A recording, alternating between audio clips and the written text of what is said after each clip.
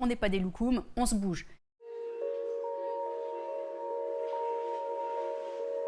Bonjour, je suis Valérie Orsoni et je suis sur Rewell. Alors on a envie de découvrir ton parcours. D'où vient ton intérêt pour le sport et le bien-être? C'est pas tant le sport et le bien-être en fait. J'ai réalisé il y a quelques semaines que j'ai commencé ma démarche longévité biohacking à 16 ans. D'accord. À 16 ans, j'ai pris une décision consciente de ne Ouais. jamais boire d'alcool et de ne jamais fumer. Et ce n'était pas une décision religieuse ou culturelle. Tout le monde D'accord. autour de moi à 16 ans Alors comment on buvait, se dit fumait. ça à 16 ans? Parce qu'en fait, je suis une ancienne bien ronde, obèse, et à l'époque, j'étais dinosaure. Avant Internet, n'est-ce pas? J'ai lisé à la bibliothèque tout plein d'écrits sur l'impact qu'ont les sucres sur la santé, sur l'inflammation. Et donc, je m'étais dit, mais c'est pas bon pour nous tout ça, et l'alcool, c'est du sucre. Et donc, un jour, j'ai décidé, comme ça, quand tout le monde a commencé à boire, j'ai dit, moi, je ne boirai jamais. D'accord. Honnêtement, aujourd'hui, c'est accepté et acceptable. Ouais. Quand moi, j'ai décidé de ne pas boire en 86, on se moquait beaucoup de moi. Mais jusqu'à aujourd'hui, souvent, on me dit tu sais pas t'amuser, tu sais pas ce que tu rates. Ben non, je sais combien beaucoup j'économise aussi, quand même, Bien parce sûr. qu'on voit combien les gens dépensent là-dedans. Et au niveau de la santé, c'est une catastrophe. Oui. Et même les rendez-vous business, les business lunch avec les gros clients, il fallait boire. Moi, je ne buvais jamais, je vendais de l'eau chaude avec du citron. Et c'est vrai que j'ai eu beaucoup de remarques là-dessus, mais j'ai toujours tenu bon. Alors donc tu dis qu'à 16 ans, tu avais une relation, enfin tu étais un peu plus ronde. Alors tu avais quelle relation à ton corps? Eh ben, je ne l'aimais pas. Enfin, moi, tout ce qui est body positive, je te le dis tout net, j'y crois pas. Je D'accord. pense que quand moi j'étais ronde, même obèse, 85 kilos pour ma taille, c'était obèse, et qu'on me disait il faut que tu t'aimes comme tu es, non. On ne peut pas s'aimer. Si on aime son corps, on le respecte. Moi, je fais le body respect. Je ne pratique pas Ok. le body positive, Patrick le body respect. J'estime que je respecte mon corps. Je ne veux pas forcément ressembler à une star photoshopée, Non, non, etc. bien Mais sûr. je veux que mon corps soit au meilleur de sa forme pour m'accompagner le plus longtemps possible en pleine forme. Et pour cela, on ne peut pas être en petit surpoids, oui, en gros surpoids. D'accord. Et ce que moi j'avais, c'était pas bon, point barre. Et c'était dû à Donc, quoi? alors, je mangeais pas de fast-food, je mangeais beaucoup de bonnes choses. Et je me rappelle, à un moment, je mangeais 3 ou 4 000 feuilles par jour. Hein, ça va très, très vite. Hein. Au bout de 3-4 jours, on a déjà pris 1 kilo. Ouais. Donc, c'était des bonnes choses, mais en trop grande quantité. Et c'est là que tu t'es intéressée à la nutrition? Ouais, vraiment. C'est vraiment une année charnière parce que c'était là où il y a eu les débuts des études sur l'indice glycémique à l'époque. Ouais. Donc, je me suis vraiment jetée dedans. D'accord. Donc là, tu as maigri? Oui, enfin, c'était pas non plus miraculeux. Hein, j'ai Non, pris du temps. je m'en doute. Et j'utilise jamais le mot maigrir. Je Ok. trouve que c'est un mot très anxiogène, comme le mot vieillir. Alors tu as perdu du poids? Je dis plutôt mincir. Les gens vont me dire c'est de la sémantique, mais pour moi Ouais. c'est important. Parce que maigrir, je l'associe avec une maladie, je l'associe avec des difficultés, avec des privations. Mincir, c'est je modifie un peu ce que je fais, puis ce qui naturellement doit partir, va partir. D'accord. Alors tu accompagnes aujourd'hui les femmes depuis des années. C'est quoi les bases de ta méthode? Alors, ma méthode, c'est qu'il n'y en a pas. C'est-à-dire que toute personne qui dit en une ligne, voilà comment on peut mincir, comment on peut être en bonne santé, c'est un gros mensonge marketing. On est toutes différentes. Il y a des principes communs à tout le monde. Les Françaises ne mangent pas assez de protéines, point barre. D'accord. Je pense que c'est 85% des Françaises qui ne mangent pas assez de protéines, On en c'est parle énorme. de plus en plus. Ouais, alors moi, ça fait très longtemps que j'en parle. On Ouais. s'est beaucoup moqué de moi il y a très longtemps parce que je n'ai pas le titre de médecin, mais enfin, je passe mon temps à étudier, donc je connais bien le sujet. Ça aide énormément. Quelqu'un qui mange suffisamment de protéines, qui fait suffisamment de sport, qui fabrique suffisamment de muscles, va avoir un métabolisme plus élevé et donc perdre du poids naturellement en dormant, c'est l'expression consacrée. Ok. Donc mon approche, c'est vraiment aider les personnes à réduire tout ce qui est hydrates de carbone, le pain, les pâtes, toutes ces choses-là. Ça fait 50 ans qu'on nous raconte n'importe quoi, on n'en a pas besoin, même complet, même bio, même fabriqué nuit de pleine lune en D'accord, fond de ouais. four amazonienne, et que je favorise les produits plus frais, la viande, le poisson, les œufs, et bien sûr du sport. Et ma phrase consacrée, c'est on n'est pas des loukoums, on se bouge. Même quand je me suis fait opérer du pied ou autre, que je ne pouvais plus bouger, on fait des bras, on fait des abdos, il n'y a aucune excuse. Là, je parle en rentrant le ventre, en contractant les fessiers, et elle se redresse directement. Ouais, je vais essayer de faire la même chose, c'est compliqué. Alors, mais du coup, dans cette alimentation, il y a du plaisir quand même ou... Bah oui, parce D'accord. qu'il ne faut pas oublier que ça fait que 50 ans que le plaisir est sucré. Hein, ça fait que depuis les années 70-80, c'est Kellogg's, le responsable de tout ça, on a commencé à diaboliser les bonnes graisses, le beurre, le fromage, etc., la viande rouge, oh là là, parce qu'on a raconté là-dessus. Ouais. Et on a fait croire aux gens que le plaisir passait et par le pain, et par les pâtes, et par le riz, et par extension par les gâteaux et les cookies. On n'en mangeait pas tant que ça avant. Ouais. Ça voudrait dire que ça fait que 50 ans qu'on est heureux avec sa nourriture et que les gens avant étaient tristes, mais pas du tout. Avant, on avait du plaisir beaucoup différemment. Plus d'obèses aujourd'hui Ah oui. qu'à cette époque. Mais d'ailleurs, ce qui est assez amusant, c'est que c'est depuis qu'on dit qu'il faut manger moins de viande, de poisson, de beurre, mais beaucoup plus de riz complet, de pâtes complètes et autres, et que des produits aussi trafiqués, industriels, tout ce qui est vegan, reconstitué dans tous les sens, on n'a jamais eu autant de syndrome métabolique. Donc c'est la preuve que ça ne marche pas. Alors la longévité, c'est aussi un de tes thèmes de prédilection. Tu parles de biohacking, d'épigénétique. Alors c'est quoi tout ça? L'épigénétique, c'est les fameux 5 piliers qui permettent de modifier l'expression de nos gènes. C'est la nutrition, le fitness, la vie sociale, gestion du stress, sommeil. Ça, c'est une très bonne base, je dirais, pour avancer dans la longévité. Sans ça, le reste, ça ne sert à rien.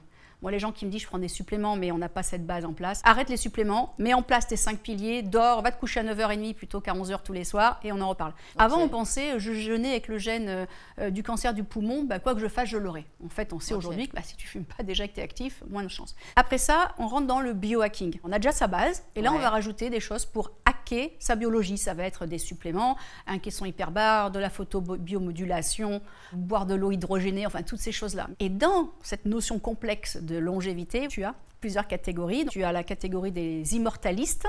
C'est les gens qui pensent qu'on peut vivre pour toujours. Je n'en fais pas partie. Je ne juge pas, mais ce n'est pas mon truc.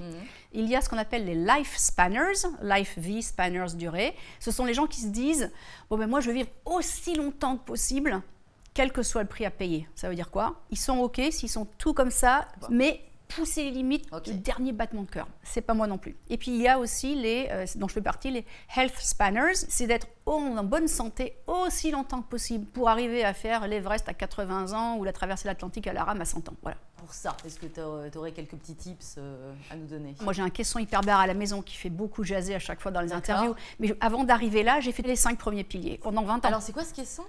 C'est le fameux caisson qu'utilisait à l'époque Michael Jackson.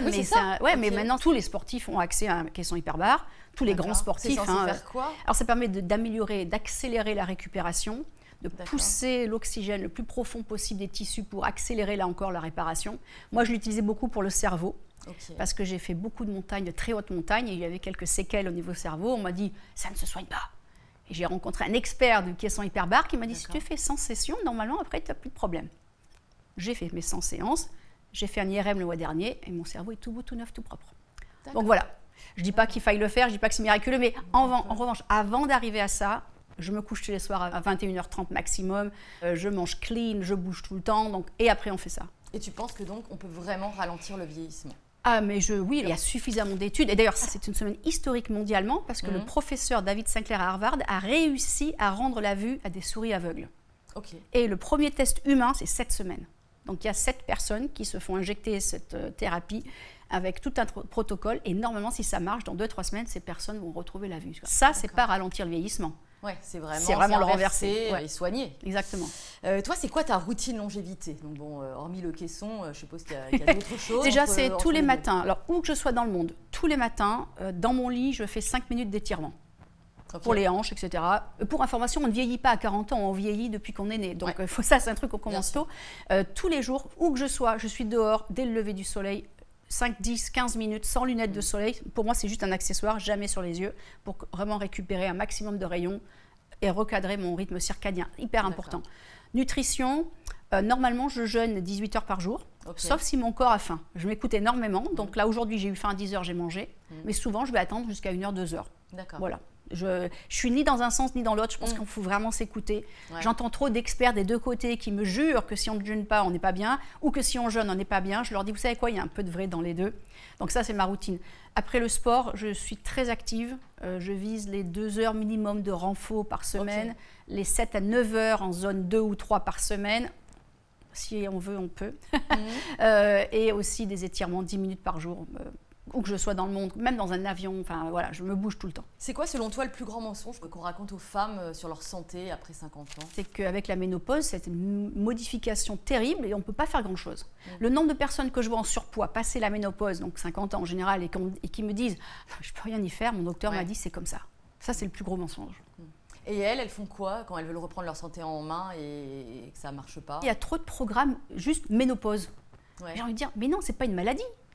La ménopause. Mais on te dit que tu perds moins de poids, moins facilement. Oui, alors il y a une réduction un petit peu métabolique, mais c'est quand même pas la fin du monde. Et honnêtement, il faut arrêter de penser qu'on est malade. Quand je vois des programmes que pour les femmes ménopausées ou que pour les femmes obèses, on arrête. On est des animaux, on bouge. Qu'on ait 30 ans ou 50 ans, je suis désolée, ça va choquer beaucoup de gens, mais on bouge pareil. Moi, je vais courir 12 km tous les 2 jours. J'aime pas courir, je rôde de ça. Tout le monde a la capacité de faire ça. Mais bien sûr, tout le monde peut bouger. Une femme de 50 ans qui a jamais fait de sport avant, elle peut courir une Déjà, heure il va falloir qu'on parle parce que si elle n'a jamais fait de sport de sa vie, D'accord. il y a un problème. Elle va se faire Ok. engueuler. Mais au-delà de ça, elle va pas démarrer un marathon demain. Il faut pas me faire dire ça, mais je vais lui dire que dès aujourd'hui, tu peux bouger tous les jours. C'est souvent les personnes qui sont capables de me décrire les 20 dernières séries sur Netflix qui me disent qu'elles n'ont pas le temps. Moi, je n'ai pas regardé Netflix depuis Vikings, donc ça remonte. Je suis incapable de savoir ce qu'est à la mode. J'ai pas le temps, je vais faire du sport. C'est un choix. Et après, tu parles de courir alors qu'on dit que c'est moins bon pour les articulations, qu'il vaut mieux faire du renforcement. Il faut les deux. Le renforcement est indispensable parce que fabrique de la fibre musculaire, ça produit ce qu'on appelle la BDNF, qui est un facteur de croissance au niveau cérébral. Donc, contrairement à ce qu'on pense, les gros musclés ne sont pas débiles. Plus on a de muscles en général, plus le cerveau est en bonne santé. Mais aussi, on a besoin de microchocs. Aujourd'hui, on sait que courir, mais attention, on ne va pas courir tous les jours non plus. Moi, je ne cours qu'en déplacement. Chez moi, je fais du vélo, comme ça, j'alterne. Ça stimule ce qu'on appelle les ostéoblastes. Et ensuite, on fait ce qu'on appelle une ostéogenèse. Donc, on va réparer ce qui est cassé, façon de parler, dans nos os. Donc, il ne faut pas dire que c'est dangereux. Maintenant, c'est dangereux si on n'a jamais rien fait, que tout à coup, on va faire un marathon. On est d'accord. Est-ce qu'il y a des trucs qui sont à la mode aujourd'hui, qui étaient critiqués avant ou vice-versa? Oui. Un truc que je n'aime pas, c'est ce fameux lait d'avoine. Je ne sais pas pourquoi, les Françaises adorent le lait d'avoine. C'est plein de sucre. Mais c'est pas clean. Je crois qu'il n'y a pas de valeur nutritive en plus. Non, c'est de l'eau et du sucre. Il n'y a rien de spécial là-dedans. Je vois plein de nanas qui font attention à leur ligne, qui se boivent des petits smoothies au lait d'avoine sans sucre. Toute la journée, elles ont des pics glycémiques non-stop. Et ça, c'est hyper inflammatoire. Donc ça, niette le lait d'avoine. Alors comment, paradoxalement à tout ça, ne pas tomber dans l'obsession et l'impossible course à la jeunesse? Est-ce qu'à un moment, on ne devient pas accro à tout ça? Oui, et après tout, pourquoi ça serait une mauvaise addiction? Moi, je vois des gens qui vapotent tout le temps, qui ont une addiction avec ça. Je vois des gens qui vont boire l'apéro tous les jeudis, vendredis, samedis. Pour moi, c'est une addiction, c'est pas forcément indispensable pour la vie. Après tout, pourquoi ça serait pas bien d'avoir une obsession, même qui soit saine, pour la jeunesse? Je sais que souvent on me le dit, et je leur dis, ouais, mais peut-être, mais moi je trouve que c'est bien. C'est un problème lorsque ça devient quelque chose qui vous sort de votre vie sociale. J'ai un exemple. J'ai une amie qui est devenue effectivement addicte à un point où un jour elle s'est dit, mes biomarqueurs ne sont pas bons, je reste chez moi, je fais tout bien. C'était encore pire après. Parce qu'on a besoin de vie sociale. Moi, je m'entoure de gens qui pratiquent le biohacking au quotidien. Je fais des soirées à 6h du soir. Si tu m'aimes, tu viens à 6h, à 9h, t'es parti. On a des rêves à 10h, à 1h de l'après-midi, on va faire la sieste. Donc, ça a aussi changé son style de vie. Alors, on l'a dit, on a parlé un petit peu de la ménopause, donc c'est quand même un gros bouleversement. Qu'est-ce qui, toi, t'a surprise le plus à cette période-là? Moi, je n'y pensais pas, parce que je l'ai déjà hyper repoussé. Mais ça m'est tombé dessus à 6000 mètres d'altitude, au sens propre du terme. Je suis en train de grimper une montagne dure en Himalaya qui s'appelle l'Amadablam, qui est pas mal technique quand même. Et à 6000 mètres, j'ai eu ma première bouffée de chaleur. Et j'étais avec ma combinaison complète, il faisait super froid. Et j'ai pas trop compris, je sais pourquoi j'ai chaud comme ça. Ah, peut-être parce que j'ai peur, j'ai pensé à l'adrénaline. J'étais trempée, il faisait très froid. Et le truc a commencé à se refroidir. Et je me suis dit, mais je peux pas continuer, je vais mourir de froid. Et j'ai dû faire demi-tour. Donc c'est pas un petit truc, parce que c'était 1 an d'entraînement, 3 semaines d'expé. Et ça m'a traumatisée. Je suis revenue en disant, oh my God, je crois que c'était une bouffée de chaleur. Donc j'ai tout pris d'assaut et là j'ai pris à fond toutes les hormones de remplacement en mode bioidentique. Et je me suis attaquée à fond. Hormonal aussi bien sûr, mais en forme bioidentique. Tu t'as dit tout à l'heure que tu avais réussi à reculer l'âge de la ménopause. Alors comment tu as fait ça? Alors, moi j'écoute beaucoup au niveau de l'intuition. 25 ans, 30 ans, j'ai commencé à prendre beaucoup de mélatonine. C'est-à-dire pas les 1,9 mg qu'on a en France, mais j'en ai pris 10. Toute ma vie. Et puis en fait, je voyais mes amis qui avaient la ménopause, puis moi ça n'arrivait pas tout de suite. Et il y a quelques mois, il vient de sortir une étude qui a montré que des doses assez élevées sur des décennies pouvaient repousser jusqu'à 5 à 10 ans les symptômes de la ménopause. Je l'ai fait par intuition. Honnêtement, je ne sais pas. Mais je pense que sur quoi la mélatonine? Alors, les gens pensent que c'est le sommeil. Oui. C'est une évidence. Et tu as toujours très bien dormi? Oui. Il y a beaucoup de mythes autour de la mélatonine qu'on raconte. Les gens vont te dire, tu vas produire moins toi-même de mélatonine. C'est pas vraiment vrai. On n'a personne qui a réussi à prouver l'un ou l'autre. À titre personnel, je savais que c'était aussi un très fort antioxydant. Pour moi, c'était antioxydant, la peau, etc.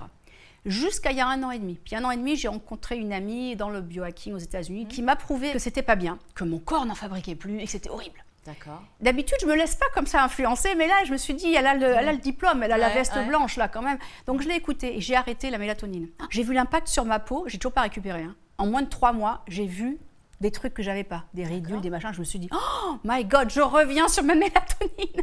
Pour information, il ne faut jamais prendre 10 mg d'un coup. Ça prend jusqu'à 5 mois pour monter à 10. Hein. Ok. C'est très progressif. Hein. Donc on monte. On commence à 2 et on progresse. Pourquoi? Parce qu'en fait, ça a un impact au niveau cérébral, bien évidemment. Hein, et donc, ça peut entraîner, c'est pas grave au niveau santé, mais ça entraîne des rêves très réels, très inquiétants. Donc, c'est pas très agréable. Ouais. Mais là, je rentre dans une étude sous surveillance médicale à ne pas faire chez vous, hein, mais 100 mg par jour. Donc, c'est énorme. Pendant 30 jours, et là, on est 15 sujets, on fait partie d'une étude médicale pour voir ce que ça fait. Donc on a compris, pas tout de suite. Voilà. Quand on y arrive, la peau change. Moi, c'est j'étais un étonnée. anti-oxydant. Et puis surtout, une qualité de sommeil, le sommeil profond, léger aussi, très important, et le paradoxal en super qualité. Comment les femmes que tu suis vivent globalement cette période? C'est en général très négatif. Ok. Elles arrivent souvent avec des analyses médicales qui ne sont pas très belles, en me disant il n'y a pas grand-chose à faire, après tout, c'est l'âge. Alors la phrase c'est l'âge, je ne la supporte pas cette phrase, on la barre, c'est comme c'est impossible, c'est comme c'est difficile, j'écoute pas ça moi. Et je leur dis, écoute, quand tu avais 12 ans, tu as eu tes règles, on t'a pas dit ta vie est finie. Et bien là c'est pareil, c'est l'inverse. Ta vie n'est pas finie, au contraire, même tu as en général plus de temps, parce que bientôt tu seras à la retraite, tu as en général fait tout ce que tu devais faire, les gamins sont partis, mais tu as vachement de temps pour toi. Donc ne sois pas négative et dis-toi que tout ce qu'on t'a mis comme limite, c'est souvent été fait par les hommes. C'est souvent les médecins hommes qui disent, écoutez, madame du genou, il n'y a rien à faire, c'est l'âge. Alors qu'en fait, si on dit, oui, il y a l'âge, mais maintenant tu te bats, tu vas manger tes protéines, tu vas faire tes muscles. Chaque année, je fais des expéditions. J'emmène des femmes qui n'ont jamais fait de haute montagne faire quelque chose au-dessus de 6000 mètres. En octobre dernier, j'en ai emmené, je ne sais plus, on était 10 ou 12. Elles n'en avaient jamais fait et la moitié d'entre elles avaient la ménopause et se sont dit que c'est un peu notre cadeau et peut-être aussi un bras d'honneur à tous ceux qui nous disent qu'on est fini. On parle de la prise de poids abdominale souvent à cette période-là. Pour toi, c'est pas quelque chose de Alors, de c'est notable? un fait. Il y a un rééquilibrage des graisses jusqu'à 2, même 4 cm autour de la taille, ça c'est documenté. Mais on peut complètement, et j'arrête pas de publier des photos de moi en bikini, parce que je suis très fière de ne pas en avoir, on peut très bien la combattre, cette prise de poids. Elle est aussi liée à la hausse de cortisol, qui est soit liée au stress et ou au stress hormonal. On travaille sur la gestion du stress en pratiquant la cohérence cardiaque, le sport bien sûr, et on travaille aussi sur la nourriture. On limite les riz complets, les pâtes complètes, le pain. Non, ça c'est niette. À chaque fois que je mange, et c'est pas quelque chose d'obsessionnel, mais je me dis, est-ce que c'est bon pour moi? Si c'est pas bon pour la santé, est-ce que c'est bon pour mon mental? Maintenant, si je suis chez Flunch, ne m'en voulez pas les présidents de chez Flunch, mais enfin, les desserts sont pas faits à la main avec amour le matin pour moi. Je vais pas toucher au dessert. Maintenant, je suis invitée dans un 1 étoile Michelin ou équivalent et on me fait un beau dessert que pour moi. Je vais me faire plaisir, mais c'est pas tous les jours. Bien vieillir, selon toi, c'est quoi? C'est continuer à se challenger? C'est quoi ta vision? Déjà, je n'utilise jamais ce mot. Vieillir? Ouais. En anglais, j'utilise un mot qu'on l'a pas en français, mais c'est grandir jeune. Grow younger. Donc au lieu de prendre de l'âge, on parlerait de l'âge. En fait, je trouve qu'il y a beaucoup de gens qui se posent trop de questions. À titre personnel, tout ce qui me crée de la joie, je trouve que ça empêche de penser aux années qui passent. C'est pour ça que souvent je dis aux gens, j'ai 30 ans, j'ai 35 ans, etc. Parce qu'en fait, je crée des projets en permanence. Et du coup, je me dis pas que j'ai une limite. J'entends trop de gens me dire, bon, alors à 60, c'est la retraite, on achète notre dernier appartement.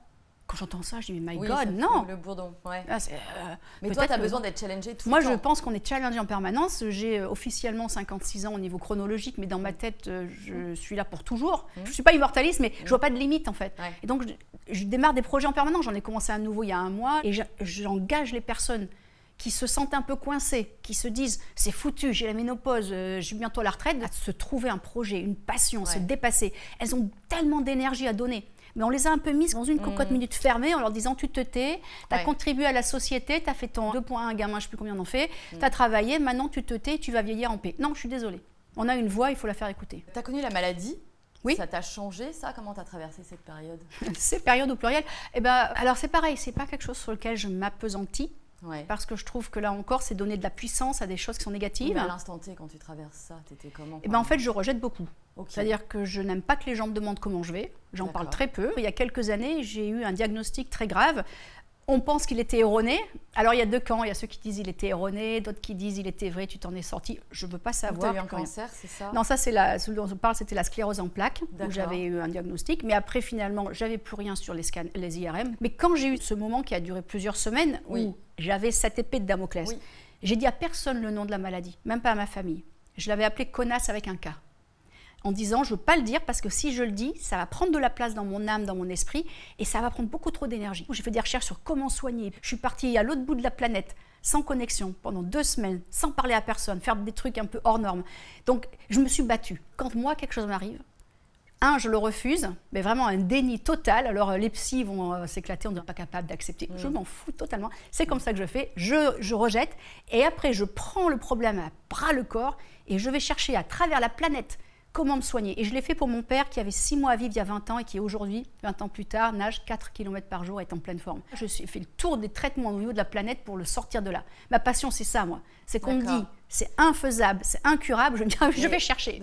Mais alors, et ton papa, il avait quoi? Alors mon père, il avait un emphysème au dernier degré, ne peut plus respirer. Et moi, j'ai dit, je suis pas prête à dire au revoir, on va se battre. Et j'ai cherché en Thaïlande, en Israël, aux États-Unis, au Japon, en Roumanie, plein de traitements de choses pour le sortir de là. Et aujourd'hui, c'est le premier cas à notre connaissance d'emphysème soigné. C'est-à-dire qu'il n'a même plus besoin d'oxygène ou de machine pour respirer la nuit, à 85 ans. Il a plus d'oxygène que moi dans le sang quand même, je suis un peu jalouse.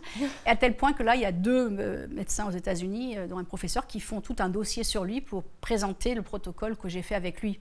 Et à nouveau, je dis toujours que je ne suis pas médecin, mais j'ai une obsession pour la médecine. Je crois aussi que tu souffres d'une perte auditive. Je suis née sourde. Mais il y a 5 ans, je me suis dit, ma cocotte, tu ne peux pas être biohacker et pas biohacker cette oreille sourde depuis la naissance. 100% des ORL. On dit, ça ne se soigne pas. Une oreille qui n'a pas été utilisée depuis 50 ans ne marchera jamais. Chaque année, à Berlin, je fais un test complet de tout mon corps. L'an dernier, le type qui fait les oreilles me dit, vous avez de la perte à gauche. J'ai pas de perte, j'ai rien. Il me dit, non, il y a quelque chose. Je dis, ah bon? Montrez. C'était 10% d'audition, mais c'est mieux que zéro. Cette année, c'est énorme. Je n'ai pas encore publié les résultats parce que je les ai vus sur l'écran, mais je n'ai pas reçu le papier. Cette année, cette oreille entend, on va dire, allez, 50%, mais sur certaines fréquences, elle entend mieux que la droite. Alors t'as fait quoi? Moi j'ai fait plein de trucs, j'ai fait des stimulations auditives très dramatiques qui n'étaient pas très agréables à faire, j'ai pris certains suppléments, j'ai fait le caisson hyperbare, j'ai fait de la luminothérapie dans l'oreille, j'injecte des peptides depuis 20 ans, j'ai pas attendu que ça soit la mode, donc j'ai fait plein de trucs, mais je pensais pas que ça marcherait à ce niveau. Alors c'est quoi les compléments alimentaires vraiment bien? J'en prends 100 par jour. Oh, quand même. D'accord. J'en prenais 125. Je me suis dit, cocotte, c'est trop. Alors, pas tous oralement, il y en a qui sont transdermales. Je partage ça sur un site qui s'appelle biohacker.fr où je partage mes protocoles et tout. Mais je dis toujours aux gens, ce que je fais pour moi, il ne faut pas le répliquer bêtement parce que je ne sais pas quelle est votre condition. Vous-même, allez vous faire tester. D'ailleurs, moi, je le teste en permanence et j'ajuste mes protocoles tous les mois. Quoi? Je teste tous mes biomarqueurs. On peut aller dans un cabinet d'analyse et... Alors, en France, tous les médecins font plein d'ordonnances qui sont remboursées. Mais maintenant, j'ai une chaîne de laboratoires qui s'appelle Serballiance en France. Quand on y va, sans ordonnance, on dit, je voudrais faire mon panel du foie, le panel des reins. Ça coûte moins cher qu'aux États-Unis. Et du coup, sans ordonnance, on peut faire ces analyses régulièrement. Après, si on veut se faire rembourser, on passe par un médecin. Alors, par pitié, n'allez pas mettre votre analyse sur ChatGPT en disant « Est-ce que mon analyse sanguine est bonne ?» C'est pas comme ça qu'on se sert de l'intelligence artificielle. On n'a pas les bonnes réponses. C'est très dangereux, surtout quand on a un problème en plus de santé. Et même si tout va bien, est-ce qu'il y a vraiment des compléments qui aident, un peu antioxydants ou à être en forme Ça veut dire quoi, tout va bien? Ça veut dire que vous n'avez pas forcément fait les analyses ou vous n'avez pas accès à ça Alors tout va pas bien. En fait, en France, on a beaucoup cette obsession, si je mange bien, ça suffit. On a aussi cette obsession de la vie normale. Quand on est biohacker, la vie normale, ça ne nous intéresse pas, on veut une vie optimale. Donc manger bien, c'est sympa, mais enfin, il ne faut pas oublier que le sol arable, il s'est réduit de 50% sur les 100 dernières années, donc déjà, il y a beaucoup moins de nutriments dans les plantes. En plus, elles sont pleines de cadmium, UP et de métaux lourds. Donc finalement, même si tu manges bien, tu peux pas sûr de bien manger. Dans tous les cas, il y a des suppléments, mais même la vitamine C liposomale ou le PQQ, ou la berbérine ou autre, qui ont un tel impact santé que ne pas les prendre pour moi, c'est même pas concevable. Je suis en voyage de 3 mois. C'est 3 mois que je suis partie de chez moi. J'ai emmené 720 sachets avec le nom breakfast, lunch, 4 p.m., sleep. Ils sont tous prêts, comme ça je ne me trompe pas. Mais je ne pars pas sans. Donc ça, c'est pour être en bonne santé. Et après, alors l'apparence physique, la chirurgie esthétique. Alors moi, j'ai très peur de la chirurgie esthétique. Je ne juge pas les gens qui le font. Je dis juste que moi, j'ai peur que ça ne va pas me plaire. Donc je n'ai pas franchi le pas. Je fais du Botox depuis que j'ai 25 ans. Donc ça, je n'ai jamais caché la chose. Je ne fais aucune injection, j'ai déjà des bonnes joues, donc je fais rien d'autre, j'ai pas besoin. En revanche, je fais du masque LED tous les 2 jours, je l'emmène en voyage. Ouais, c'est très documenté. Mais attention, 2 choses. Beaucoup d'arnaques. C'est pas parce que c'est cher que c'est bien. C'est pas parce qu'une influenceuse qui a 4 millions de followers dit « Oh my God, ça m'a transformée ». Elle a 25 ans, la minette. Oui, elle est transformée déjà, elle n'a pas besoin de ça. Et c'est parce que c'est une grande marque que c'est bien. Il faut regarder le nombre de LED, la puissance au centimètre carré. Il faut se renseigner sur la machine. Pour le coup, là, ChatGPT est sympa. Tu lui balances 4 masques différents. Il analyse vraiment, il te montre lequel est le meilleur. Alors, se dépasser, entreprendre, on dirait qu'il n'y a rien qui te fait peur. Ça vient d'où, ça? En fait, je rejette les peurs. J'ai eu le vertige toute ma vie. Et lorsque j'ai eu ce diagnostic de sclérose en plaques, je me suis dit, à un moment où je faisais de la méditation, on nous a posé une question pendant la méditation, on nous a dit, si vous mourrez maintenant, quel sera votre plus gros regret? On était une dizaine dans cette pièce. Les 9 autres personnes ont dit la même chose. Ma famille. Et moi, pas du tout. Très égoïstement, je m'en fous, c'est moi qui meurs quand même, j'ai le droit de penser à moi. Et j'ai dit, non, j'ai toujours voulu gravir toutes les montagnes du monde, mais j'ai le vertige. Je me suis auto-juré que j'allais m'en sortir et que j'irais faire un 6000 mètres dès que je sortirais de là. Mais je tremblais quand j'ai fait les premières montagnes, j'étais comme ça. Et en fait, je me suis dit, mais tu ne vas pas laisser cette peur, qui est quelque part là à cause d'un problème chimique, contrôler tout ton corps. Et donc, j'ai travaillé mentalement là-dessus. Donc moi, ce que j'aime, c'est combattre mes peurs. Et la confiance en soi, c'est inné ou ça se travaille? J'ai vu il n'y a pas longtemps quelqu'un qui disait que la confiance en soi était anxiogène. Je ne suis absolument pas d'accord avec ça. Ça se travaille, c'est indispensable. Alors sur les réseaux sociaux, c'est pas bien. Il faut avoir l'air d'être un peu dans l'authentique qui a peur, parce que ça attire le like. Je suis pas sûre que je vais réussir. Je m'aime pas bien aujourd'hui, peut-être que vous allez m'aimer. Ça marche très bien. J'en ai rien à faire. Moi, je ne vis pas pour les réseaux. Moi, je trouve que la confiance en soi, c'est fantastique. Ça nous permet de défoncer des portes et pour employer la phrase de Jacques Brel, de décroisser la lune. Donc, je trouve que c'est à travailler, la confiance en soi. Mais ça peut se travailler très simplement. Sourire à quelqu'un dans la rue, parler à son chauffeur de taxi. Pas besoin de se mettre à poil sur les Champs-Élysées non plus. Mais ceci étant dit, non, pour moi, c'est quelque chose d'important parce que je ne l'ai pas eu pendant très longtemps. Et je me rappelle trop de personnes qui me disaient non, mais c'est pas important. Si, c'est important. Et alors, à quel moment tu as switché? Qu'est-ce que tu as fait la première fois? Moi, j'ai switché parce que mon papa m'a inscrit en judo. J'étais la seule fille du club à l'époque et ça m'a vraiment aguerrie. J'avais 6-7 ans quand j'ai commencé. Mais je ne me suis pas laissée faire et je pense que ça a été la voie royale pour sortir de là. Et aujourd'hui, il y a quelque chose qui te fait douter Ah non. Alors, avoir confiance en soi, c'est pas être arrogant et se dire que on doute de rien. D'accord. Ça veut dire que quoi que la vie me balance, je vais le faire. Dans 5 jours, à New York, je vais faire un truc que j'ai jamais fait. Devant 3000 personnes, je vais être la Master of Ceremony d'un événement. De 9h à 18h. J'ai jamais fait ça. Bien sûr que j'ai la trouille, je ne sais pas ce que je vais dire, peut-être que je vais bafouiller, mais ça ne m'empêche pas d'y aller. La peur n'évite pas le danger, mais aussi la peur ne devrait pas éviter les actions. Alors c'est quoi ton meilleur tips pour commencer à prendre confiance en soi? C'est de se parler dans le miroir. Je suis pas mal, je suis intelligente. Ouais, je suis intelligente. Oui, je suis la meilleure. Le cerveau est binaire, il n'entend qu'une chose. Si je dis je suis une grosse nulle, il l'entend. Si je dis je vais y arriver, il n'entend que ça. Donc en fait, je me reformate, ça paraît très simpliste, mais ça marche. Qu'est-ce qui t'anime aujourd'hui? Moi, c'est d'aider les autres. Dès que quelqu'un m'apporte un problème médical que personne n'a résolu, j'en ai eu un il y a 2 semaines, et alors là, franchement, c'est la plus grande satisfaction de ma vie, et que j'arrive, grâce à mes contacts, à les mettre en relation avec des personnes, avec des produits qui vont les transformer, ça me réveille le matin. Presque une enquête, quoi. Ah ouais, j'adore ça. T'as un fils aussi, je crois. Et alors, tu lui as transmis quoi de tout ça, de tout ce que tu es, tout ce que tu aimes? Il a 30 ans, il ne faut pas que j'oublie, parce qu'il a 30 ans dans quelques semaines. L'an dernier, j'ai oublié son anniversaire, mère indigne que je suis. 30 ans, il ne faut pas oublier. Non, là, ça marque, 3-0. Alors, il a des périodes où il est dans la perfection totale et de la période où il se laisse un peu aller. En tant que parent, j'ai mis les graines et il sait ce qui est bien et ce qui n'est pas bien. Il sait rebondir, il a les bases. Est-ce que tu as un mantra, une phrase qui te porte? Oui, je me répète à moi-même, no excuse, on n'est pas des loukoums. Et en montagne, c'est je vais arriver au top en bonne santé et je vais revenir en bonne santé. C'est quoi ton prochain défi montagne? En avril prochain, je repartirai pour la 3e fois sur une montagne, sur les 45. Il y en a une qui s'est refusée à moi 2 fois, celle où j'avais eu ma première bouffée de chaleur. 2 ans après, j'y suis retournée, je suis tombée à 6200 mètres, sur une plaque où il y avait écrit « Ici est mort Valérie », un homme, enfin c'était mon nom, il faut que je redescends. Donc j'y retourne en avril. Maman, s'il te plaît, ne regarde pas Rewell. Donc la 3e fois, là, c'est la bonne. Et pour finir, ton meilleur tips bien-être, le truc qui te fait plaisir instantanément? Moi, c'est de passer du temps avec des copines ou de la communauté. J'adore être avec des gens qui partagent. Là, je viens de faire une semaine en Corse avec 15 nanas géniales et ça, c'est mon bonheur, quoi. Et abonnez-vous.